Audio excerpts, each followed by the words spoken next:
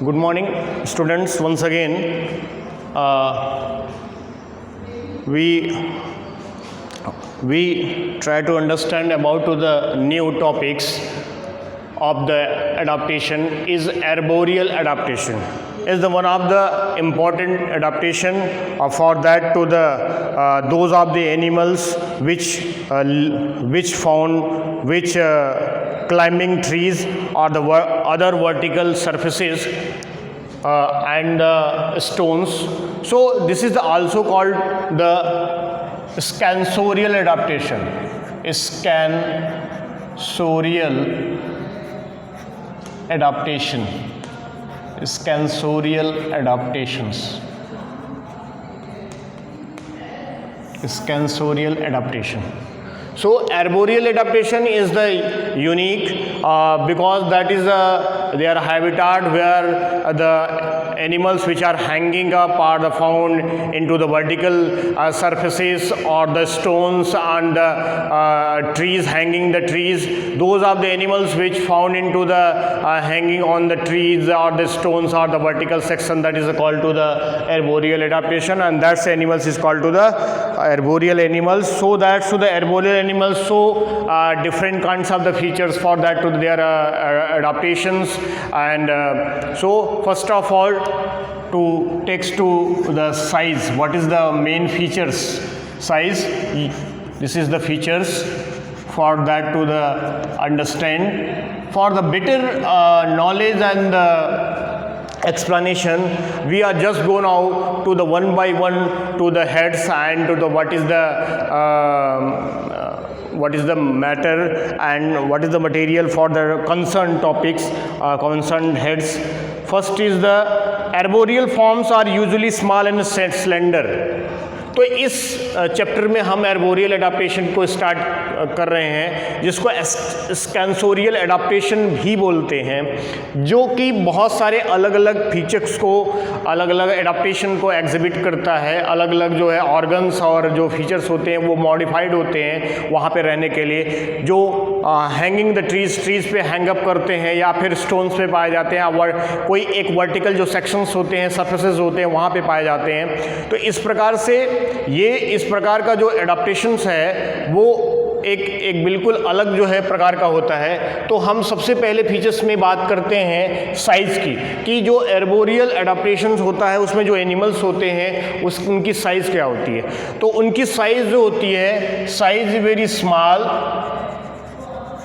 And the slender. Size small और slender होती है. क्योंकि ये साइज स्मॉल क्यों होती है? क्योंकि ये हैंग अप होते हैं, तो अगर उनकी बॉडी बड़ी होगी तो वो हैंग अप या फिर वर्टिकल सेक्शन पे नहीं पाए जाएंगे. तो इस आधार पे हम ये कह सकते हैं कि जो ये इस कैटेगरी के एनिमल्स हैं वो ब्रांचेस ऑफ द ट्री पर जो है विथ स्टैंड अपने बॉडी वेट को विथ स्टैंड करते हैं ट्विक्स के माध्यम से. जो ट्विक्स होती हैं, जैसे मान लीजिए इसका सबसे बेस्ट एग्जांपल एक्सप्लेनेशन के अंतर्गत मंकी आता है. अगर मंकी आप देखते हैं ट्रीज पे वो हैंग अप करता है तो उसकी साइज़ जो छोटी होती है और ट्विक्स के माध्यम से वो पूरी विथ स्टैंड करता है वहाँ पे, इसलिए इसकी बॉडी साइज जो है छोटी हो गई एडाप्टेशन के अकॉर्डिंग, और जो है स्लेंडर फॉर्म्स होते हैं. अब दूसरा फॉर्म समझते हैं हम, दूसरे फॉर्म्स में जाते हैं. बॉडी फीचर्स या बॉडी कंटूर के बारे में. बॉडी कंटूर को हम देख लेते हैं. तो इसमें क्या होगा, अब जबकि साइज आपने स्मॉल और स्लेंडर देख लिया है, कंटूर जो देखेंगे तो हम कहेंगे यहाँ पे रिजल्ट में ये आता है कि बॉडी जो होती है स्मॉल होती है और इसका जो चेस्ट होगा, रिब्स होगा और इसका जो फॉरलिम्स होगा वो बहुत ही पावरफुल होगा.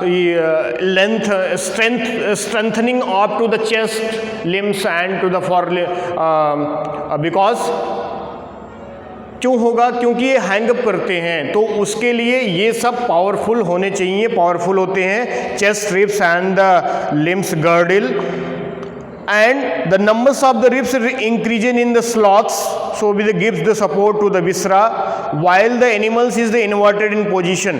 तो कहने का मतलब है कि ग्रुप ऑफ द एनिमल्स जो पाए जाते हैं वहाँ पे वो अलग अलग जो है इस प्रकार के, जैसे मैंने चेस्ट की बात की, रिब्स की बात की, गर्डिल की बात की, ये क्यों स्ट्रांग है मैंने उसका कारण बताया, क्योंकि ये क्या करते हैं, हैंगअप करेंगे या किसी स्टोन्स पे पाए जाएंगे या स्टोन्स के वहाँ पे बिहाफ पे वो वहाँ पे विथस्टैंड करेंगे, तो वहाँ पे जो डिजिट्स है और उनकी जो बॉडी यूनिटी है एज अ थोरैक्स, रिब्स और ये गर्डिल्स के सारे वो बेटर होने चाहिए, इसलिए इनमें इंक्रीजमेंट होता है और ये यहाँ पे क्या होती है, स्ट्रेंथ होता है, स्ट्रेंथनिंग होती है, और इस स्ट्रेंथनिंग के आधार पे जो है यहाँ पे बॉडी कंटूर पोजीशन बदल जाता है। नेक्स्ट चलते हैं, हम आप बात करते हैं कि गर्डिल की बहुत महत्वपूर्ण फीचर है। नेक्स्ट समझ लेते हैं गर्डिल, तीसरा गर्डिल। तो गर्डिल जैसा मैंने पहले बताया, गर्डिल अब you are better understand for that to the explanation if the girdle, pectoral girdle is more powerful and which make by the to the bones. The pectoral girdle is strongly built because the forelimbs support to the body weight and hanging from the tree branches. तो कहने का मतलब है ये girdle जो होती है वो मोर स्ट्रांगली बिल्ट होती है, स्ट्रांगली बिल्ट बना होता है, बिल्ट और स्ट्रांगली बिल्ट जो, और उसको जो इसका फॉरलिम्स होता है उसको सपोर्ट करता है, क्योंकि ये ब्रांचेज ऑफ द ट्रीज पे क्या करते हैं, हैंगअप करते हैं, तो वो ट्रिक से सारे हैंगअप करके पूरे बॉडी को वहाँ पे, बॉडी वेट को वहाँ पे क्या करते हैं, कॉन्सिस्ट करते हैं। तो इसी आधार पे हम कह सकते हैं कि जो गर्डिल्स है, खासकर पेक्टोरल गर्डिल है, वो बहुत ही स्ट्रांगली और पावरफुल होता है, और along with the help of to the forelimbs because that's why to the which are hanging up. So that we are go now to the another one, and the clavicle and scapula are also powerful breast muscles, so that this is a very important. And once is go now to the lengthening of proximal segment of the limbs. In the next, lengthening of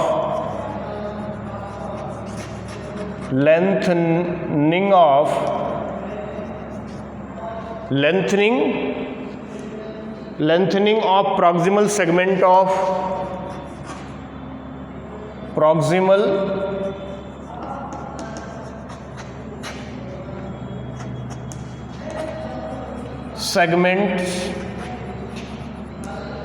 segments of the limbs.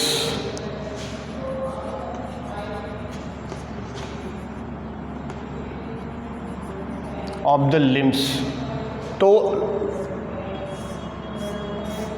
एक another character, lengthening of the proximal segment of the limbs. Limbs के proximal segment का जो है, जो length है वो increase करे, ये या इंक्रीज होता है। और ये क्यों होता है, क्योंकि the proximal segment of the four limbs is increases.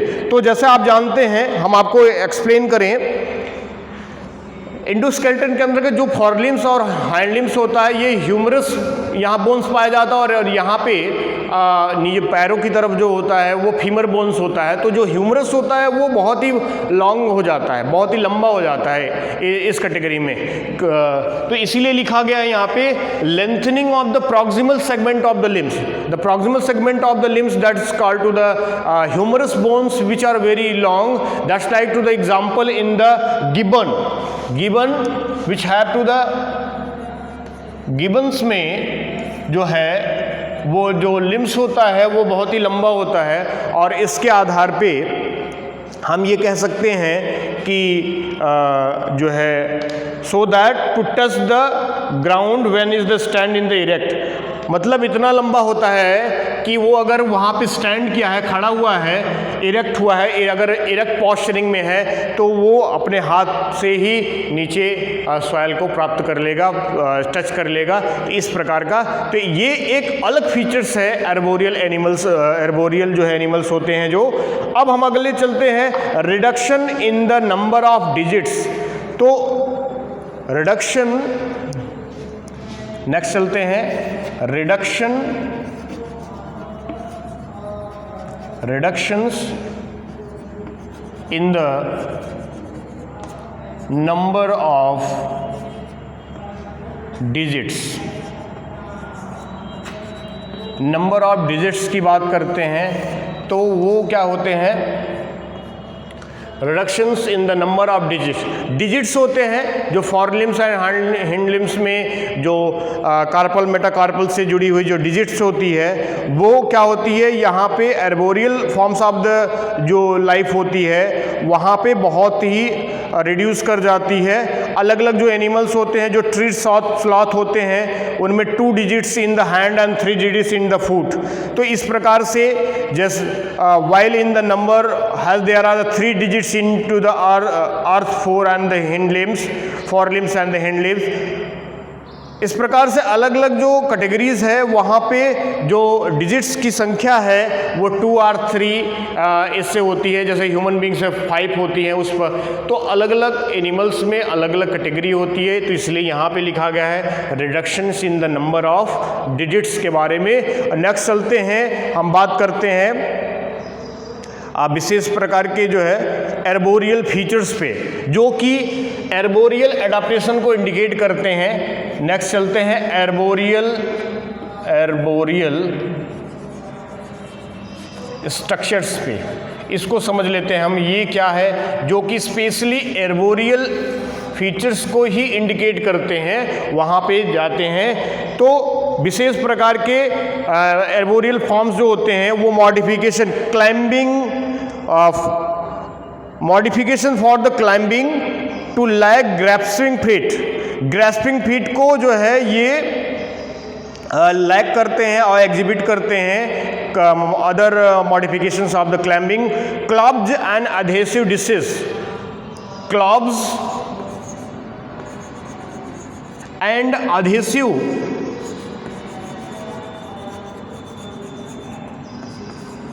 Disc, ये 2 चीज़ें हैं जो कि एर्बोरियल एनिमल्स में ही विशेषकर इंडिकेट होती हैं, clubs and adhesive discus.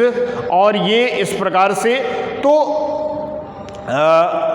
In forms of the arboreal animal there are the no grasping feets. Graspings feet जो होती है वो नहीं पाई जाती है और उसकी जगह पे क्लब्स एंड एडहेसिव डिस्क्स पाए जाते हैं। डिस्क्स, तो क्लब्स जो होती है वो पकड़ बनाने में, क्योंकि ये जो एर्बोरियल एनिमल्स होते हैं वो कहाँ पे पाए जाते हैं, ट्रीज में पाए जाएंगे, स्टोन्स पे पाए जाएंगे। तो क्लब्स के मदद से, हेल्प से वो क्या करते हैं, उनको जो है पकड़ बनाते हैं। और provide to the long curved claws bat, squirrel, cats and lizard. Bats, cats, squirrel and lizard. इसका बेस्ट एग्जांपल आपने देखा है, बैट्स को आपने कभी देखा होगा कि उसके क्लॉब्स जो होती हैं इस प्रकार से वेब्ड होती हैं, वो पकड़ बनाती हैं। लिजार्ड के देखिए छिपकली जो होती है वो वॉल्स पे अगर पाई जाती है तो वहाँ पे बेटर क्लॉब्स होते हैं, तो उसके आधार पे यहाँ पे होते हैं। स्क्वायरल्स जो गिलहरी होती है वहाँ पे आपने देखा होगा वो पेड़ों पे है, चढ़ती है और हैंगअप करती है, यहाँ इस डाल से उस डाल पे जाती है। तो वो क्यों होता है ऐसा, देखिए उसमें उनकी शेप भी, साइज भी छोटी है और उनका जो है जो फॉरलिम्स है वो बेटर होता है। तो इस आधार पे हम कह सकते हैं कि ये जो क्लब्स होता है वो एर्बोरियल इन फंक्शनिंग होता है, एर्बोरियल इन नेचर होता है, और जिसके आधार पे ये बैट्स में, चमगादड़ को आप देखें तो वहाँ पे भी दिखा है, कैट में भी देखें इस प्रकार से वहाँ पे क्लॉव्स पाई जाती हैं, और स्क्वायरल और लिजार्ड में हमने बताया ही। इसके अलावा एक विशेष special features adhesive distance. Adhesive का मतलब क्या है? Adhesive is means that to the sticky in nature. Adhesive का मतलब होता है स्टिक करना, पकड़ना अच्छे तरीके से, मतलब जो है अधेसिव या सक्शन डिशेस बोली जाती हैं, जो कि खासकर ट्री, जो कुछ मैमल्स हैं, tree coney, Japanese macaque, the sole of the feet is which provided with the adhesive pods. Tweezers the finger tips are dilated.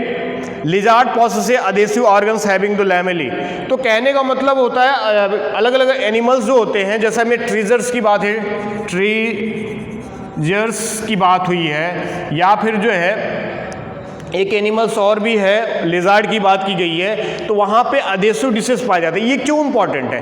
क्योंकि यहाँ पे वे पकड़ बनाने में, मजबूती के साथ पकड़ बनाने में बहुत ही इम्पॉर्टेंट है, इसलिए ये अधेसिव डिशेस और क्लब्स का जो अडाप्टेशन है वो एर्बोरियल एनिमल्स ने यहाँ पे अडॉप्ट किया है, और इस आधार पे इसको एर्बोरियल स्ट्रक्चर्स या फीचर्स जो है बोला जाता है।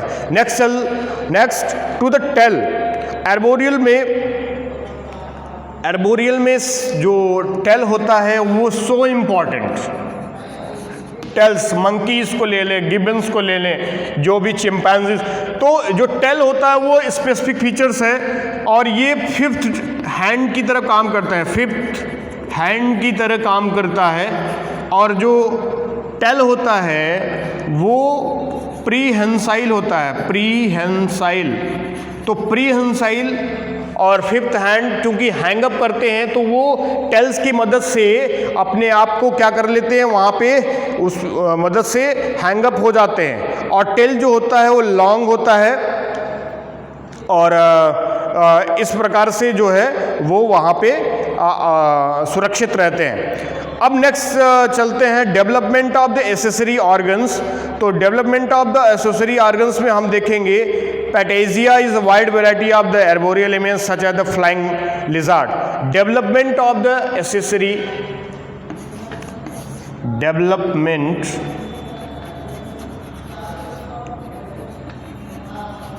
Of accessory, development of accessory organs. अब देखिए, एक क्या है, फ्लाइंग लिजार्ड बोला जाता है, फ्लाइंग लिजार्ड, कॉमन रूप से lizard.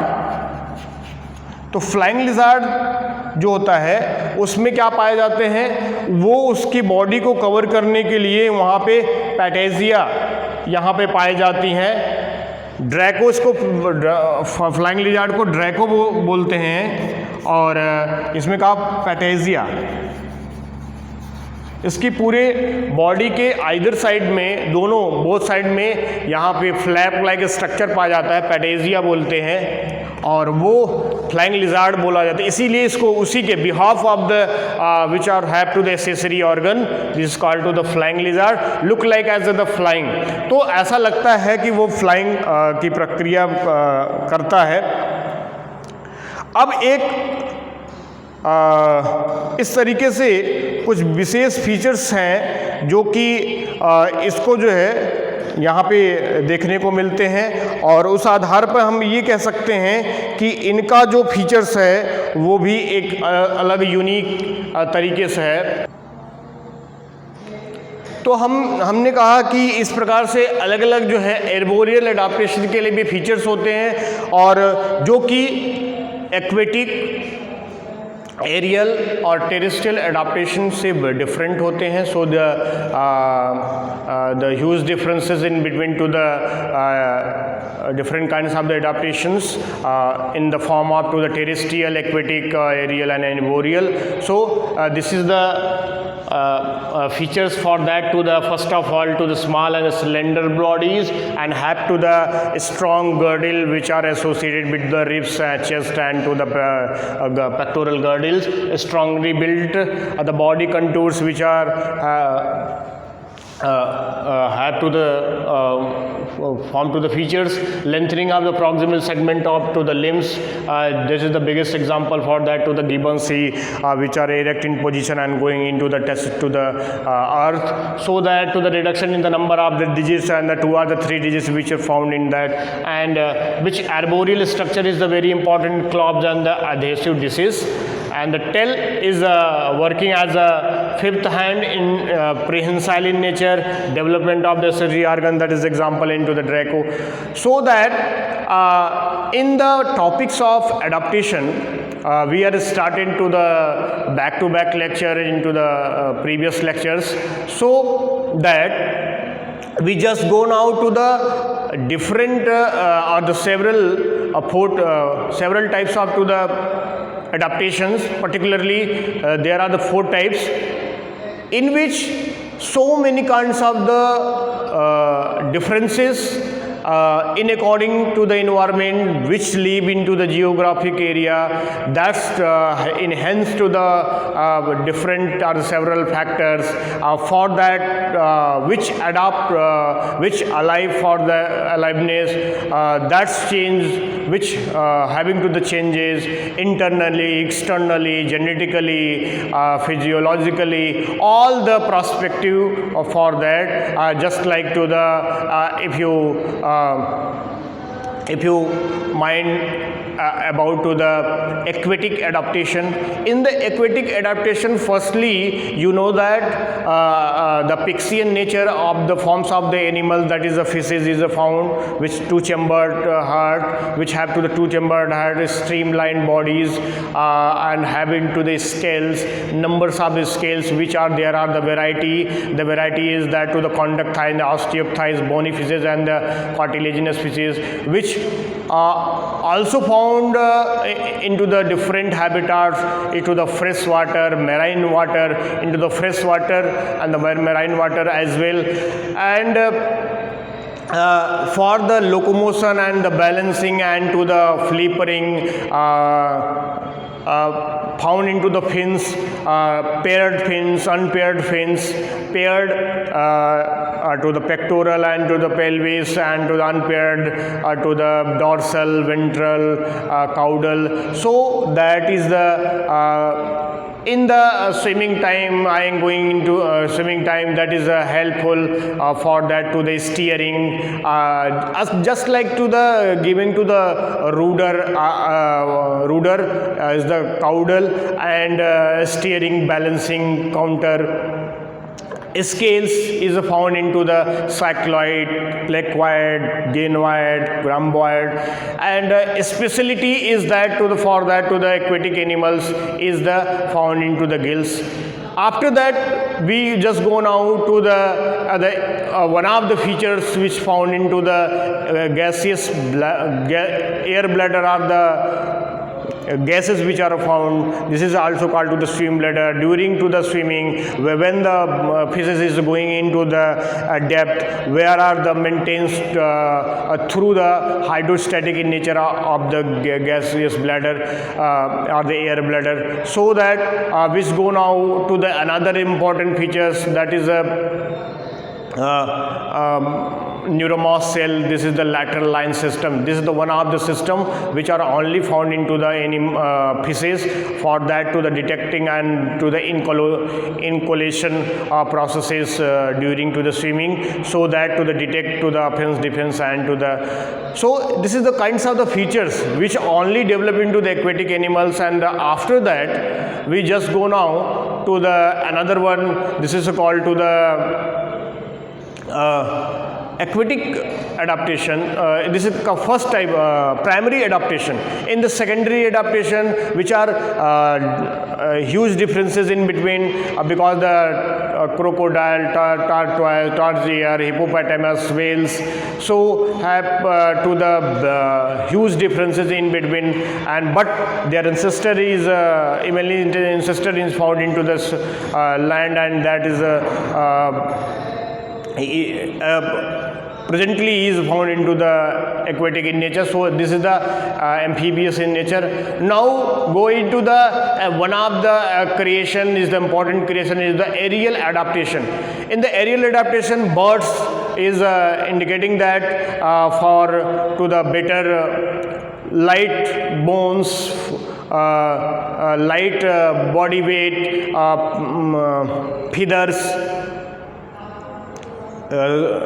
feathers and lungs along with the accessory organs as well, that is called to the air sacs. They are the for the flight to the feathers and to the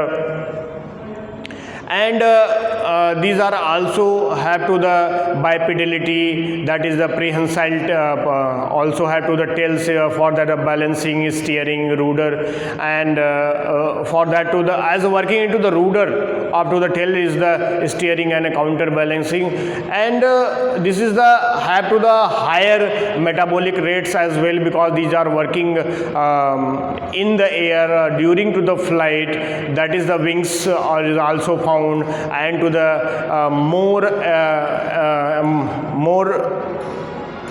birds wanted to that about to the more amount of to the oxygen, that's more amount of the energy, and that's energy which are provided during after the oxidation process, so that to the more oxygen which are demanding, so that to the maintain to the body temperature. So after that to the feathers is a very important features for that to the resistance to the air and to the maintaining to the body temperature as well.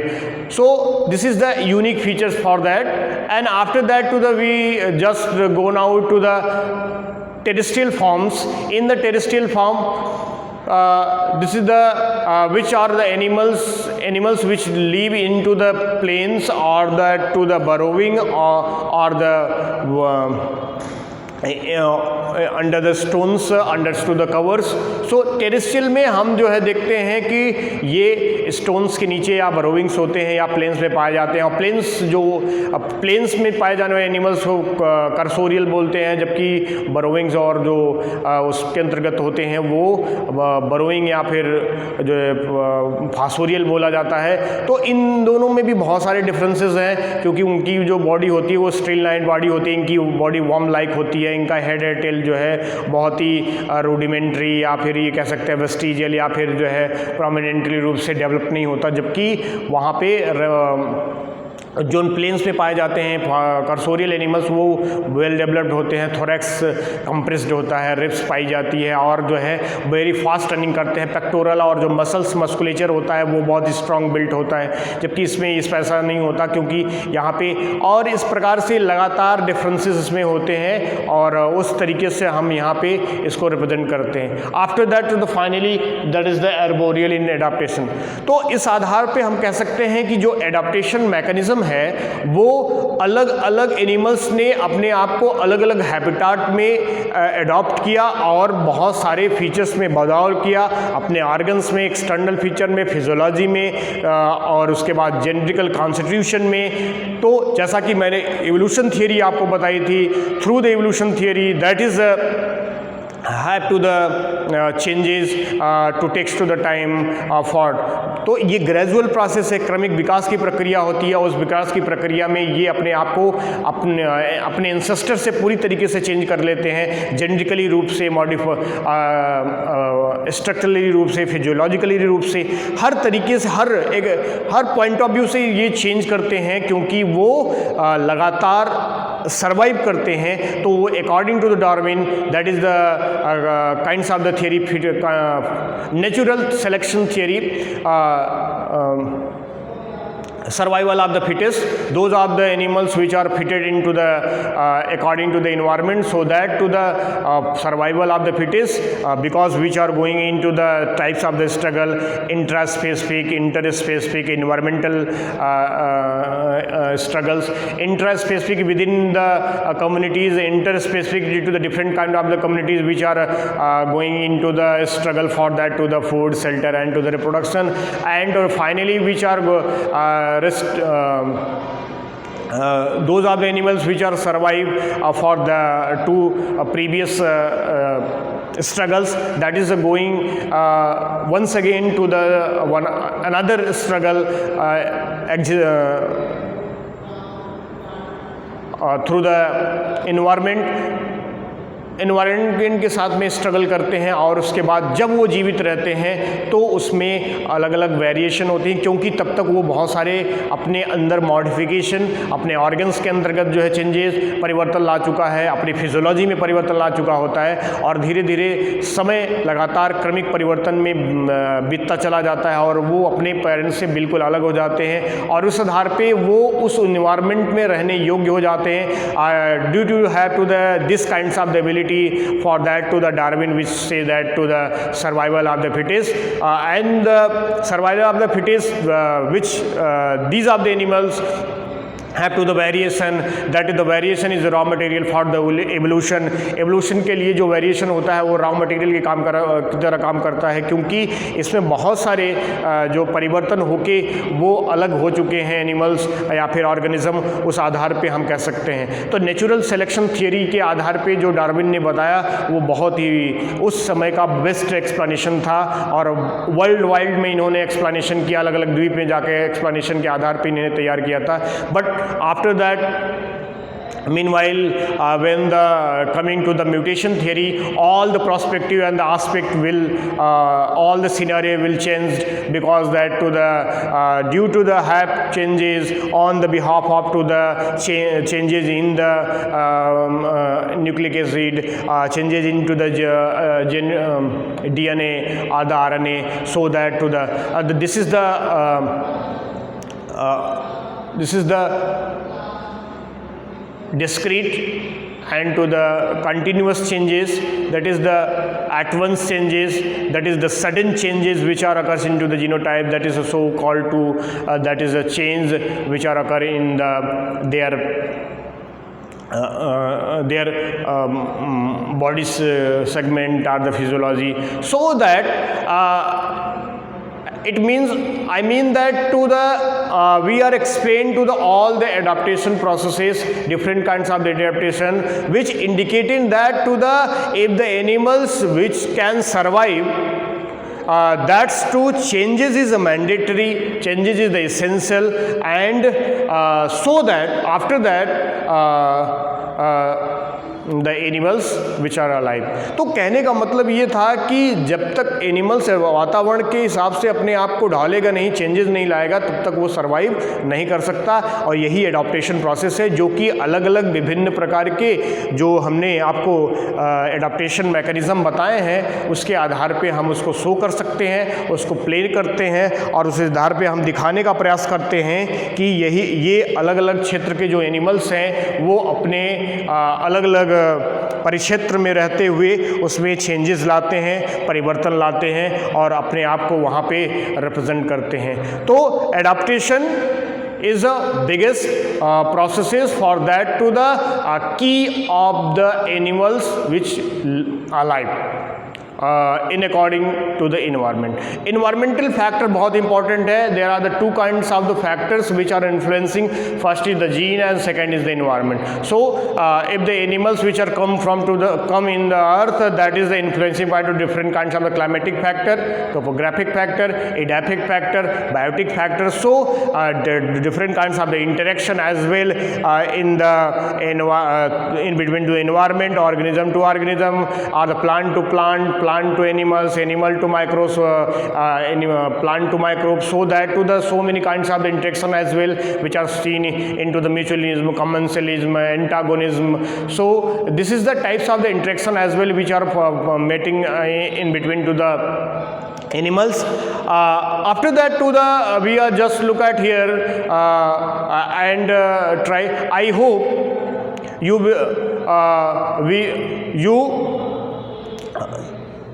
you will better understand and have to the proper and clear concept in your mind, and that's to the for the in future. So topic of to the adaptation is closed. Now go to the now go into the next video is the different chapter and different topics, so that this is the very fine chapter up to the adaptation, because behalf of this is the animal which are alive or the have to the livingness in their life. तो कहने का मतलब ये था कि इस chapter के आधार पे हमने सीखने का प्रयास किया कि एडाप्टेशन ही एक ऐसा मैकेनिज़्म है जिसके आधार पे हम जीवित रह सकते हैं। तो एडाप्टेशन के चैप्टर में बस इतना ही। अगले चैप्टर में हम बात करेंगे दूसरे भिन्न जो है एनिमल्स की प्रॉपर रूप से दूसरे टॉपिक की। धन्यवाद।